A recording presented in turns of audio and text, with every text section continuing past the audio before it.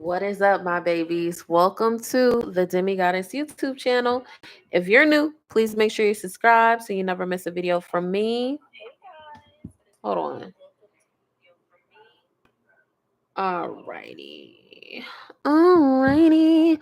Let's go ahead and get into the Hunger Games, guys. Like, for real. So I was a little bit iffy. I'm going to tell you guys right off the bat. I'm going to start it off right off the bat. I was a little bit iffy about this new Hunger Games because I just feel like the Hunger Games literally just, I wouldn't say ended, right? Like the last Hunger Games, I believe, was in 2012. Was it in 2012? I want to make sure I tell you guys. I think it was 2012. Or maybe, no, it's 2015, isn't it? Hold on, guys. Y'all know I like to make sure. Okay. The very last one, I'm sorry, guys. I stand corrected.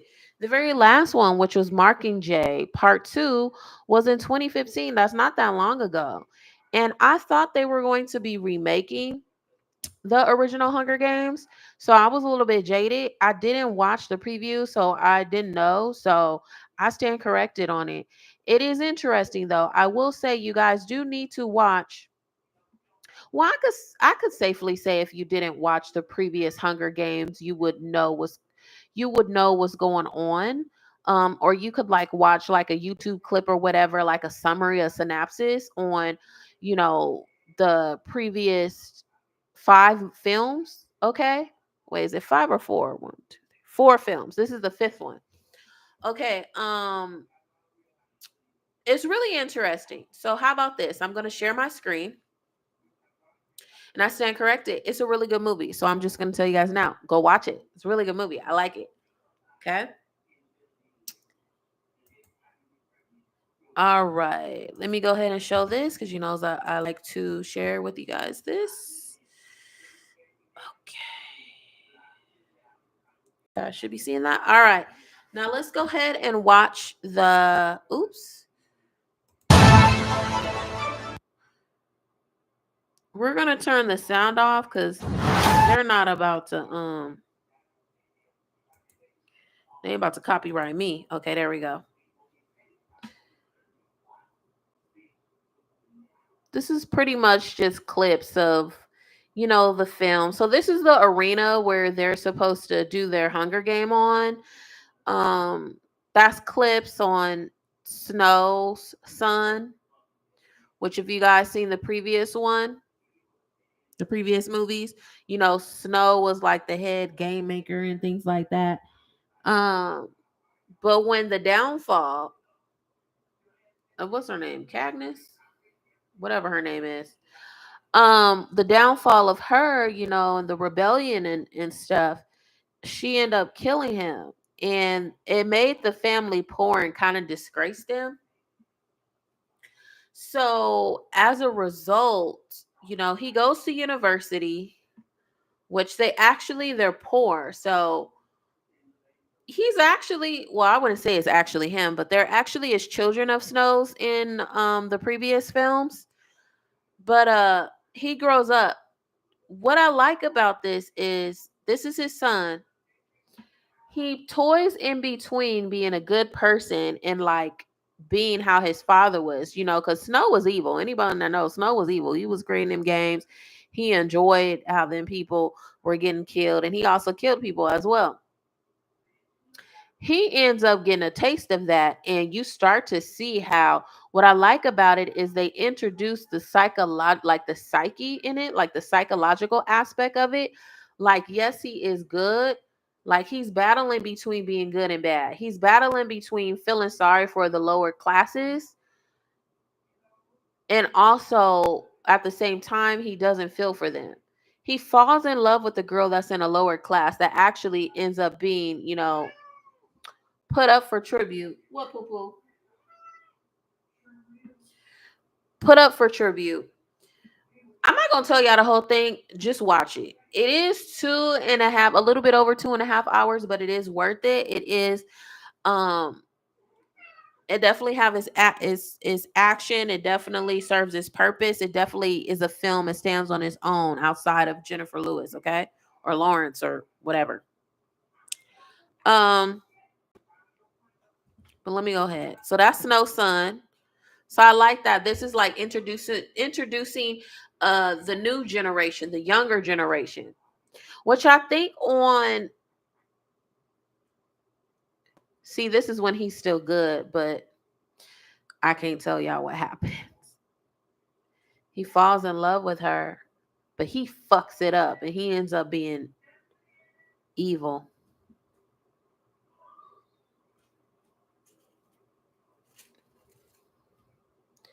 He's going to be a menace in the next one that they have because he lost everybody that kept him centered, minus his cousin. That's his cousin he's running with. That's where they're a kid.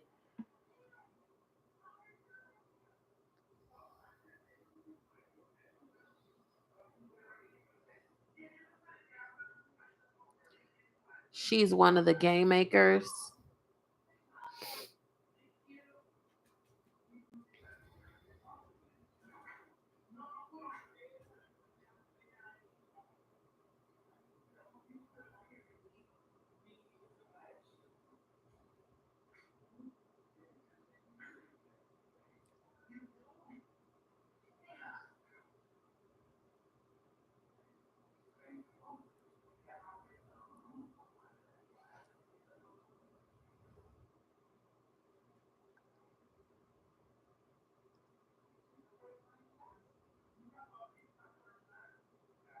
All right.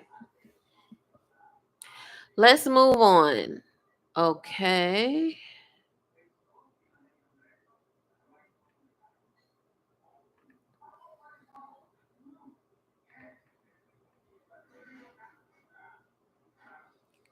Y'all know I like to see that's how he looked. That can't be how he looks. I like tigers. Grammaire is crazy. Grammaire,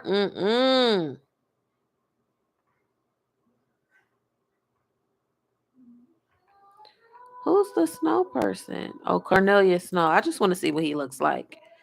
For you guys. Any day now, internet.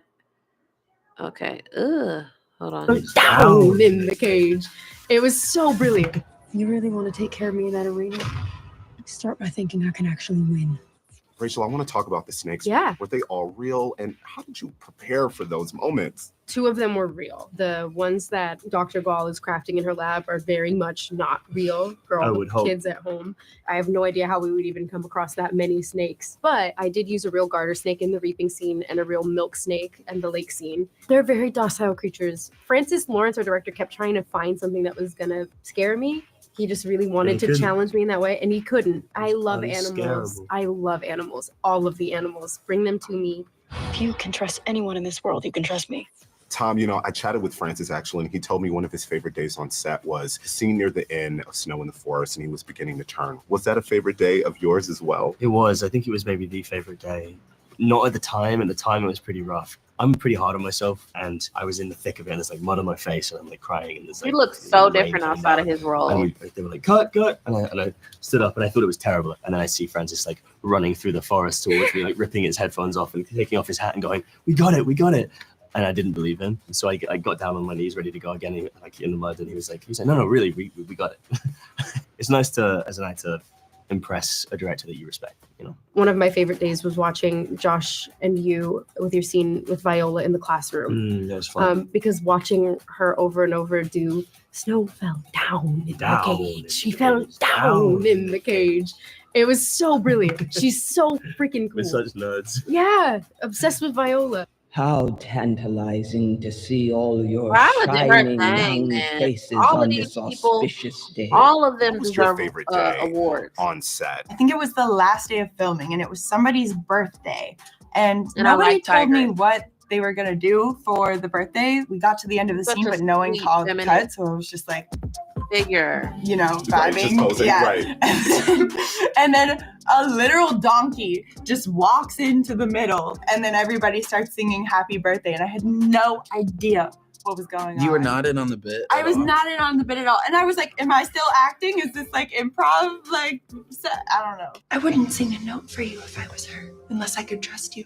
There are so many intense scenes, but I'm curious, what did y'all do to kind of take the edge off, to bond, to kick it? I like to make it just silly songs. Oh, really? I would do all kinds of. Okay, that's it. That's all I'm going to do right here. Alrighty, let's go back. Now, I do want to read some reviews. Oh, let me read you guys the storyline. So the storyline of Cornelius Snow, years before he would become the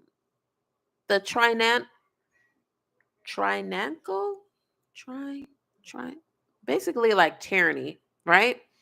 President of Panem. He is young, very determined, and through the Snow family has fallen on hard times. Cornelius sees a chance for a change in his fortunes when he is chosen to be a mentor for the 10th Hunger Games, only to have his elation dashed when he is assigned to mentor a girl named Lucy Gray Ballard from the impoverished District 12.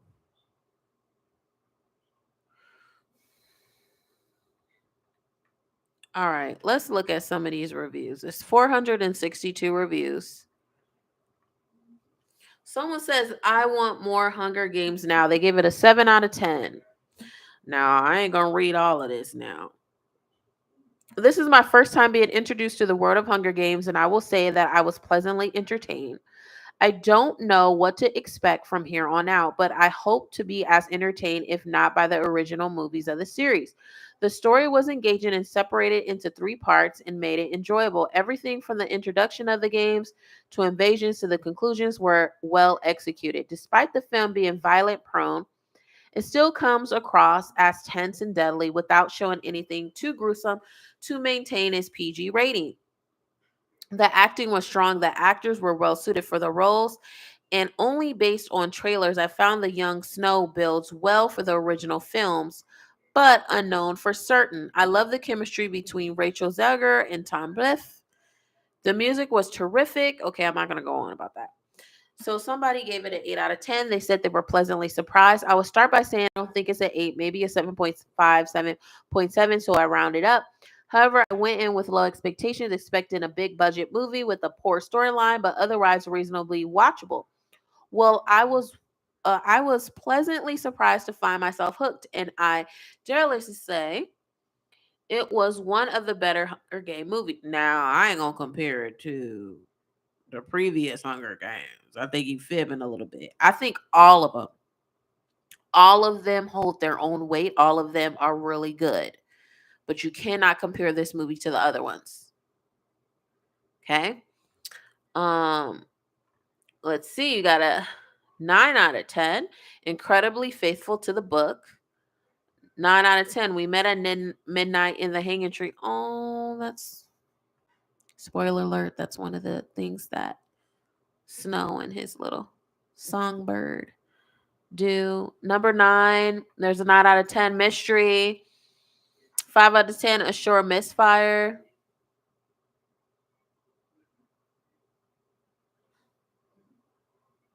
Let's kind of read this. Let's dig into this a little bit. A sure misfire. I have connected faster to characters in 40-minute TV show episodes than any of the characters in this 2-hour and 38-minute feature film.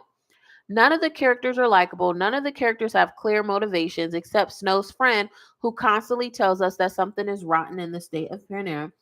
In the case, the audience failed to connect the dot themselves.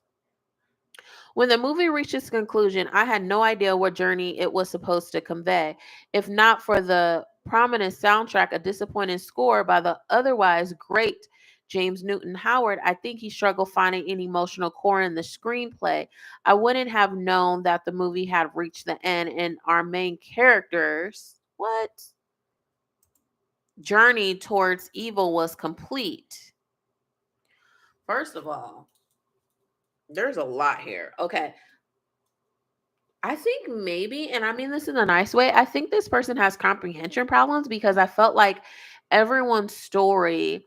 Now, Miss Songbird, her story, they could have get went a little bit more in depth. They should have showed like her family and stuff, the story behind how she got into the districts and things like that, because she's originally not from the districts.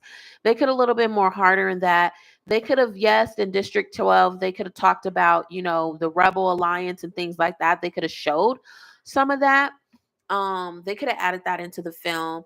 But I think really was a battle. It really was a love story, and it really was a battle between um dark and evil, right? Lies, deception, classism.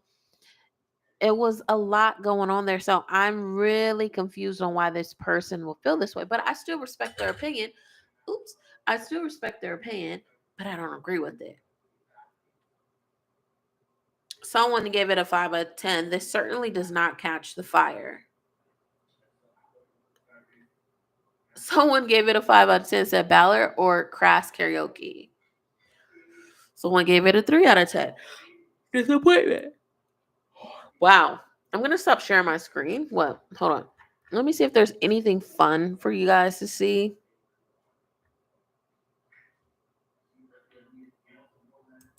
I want to see what the overall rating is. I didn't share with you guys that.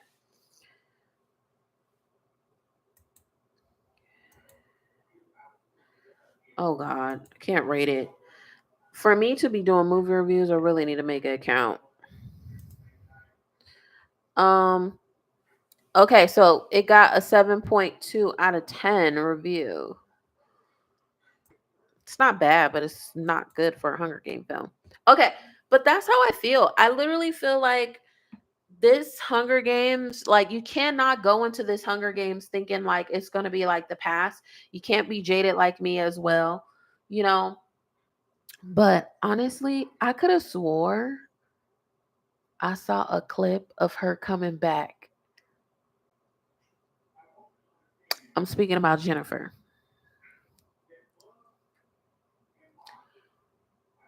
I'm gonna say allegedly.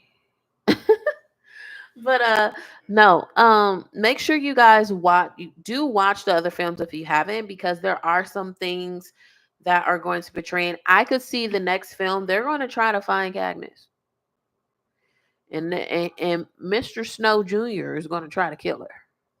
You can already see that. That's his next thing, because he already acted his little evil side. That's his next thing. Now it'll be a real twist if he finds her and joins alliances with her. That will be the kicker. And then they take down the Capitol again. So, but it was a really good movie. Honestly, if I had to rate it, I would give it a 10 out of 10. Maybe 10 out of 10 is just doing a little bit too much. More like a 9 out of 10. That's what I'll give it. And I hope you guys like this review. I don't want to tell y'all too much, but I like the film. And I think you guys should watch it. My next movie review, I am going to do Napoleon. I actually saw Napoleon before this, but I actually like this movie better. Napoleon, I really don't have that much positive stuff to say about it. But for people that like history, it's very interesting how the director. Anyways, I'll save it for that review. See you guys next time. Make sure you subscribe. Give me a thumbs up. That helps your girl get on the algorithm. That helps them push me. I love you. I appreciate you. Thanks for watching. Make sure you comment, because I love talking to you guys. Peace.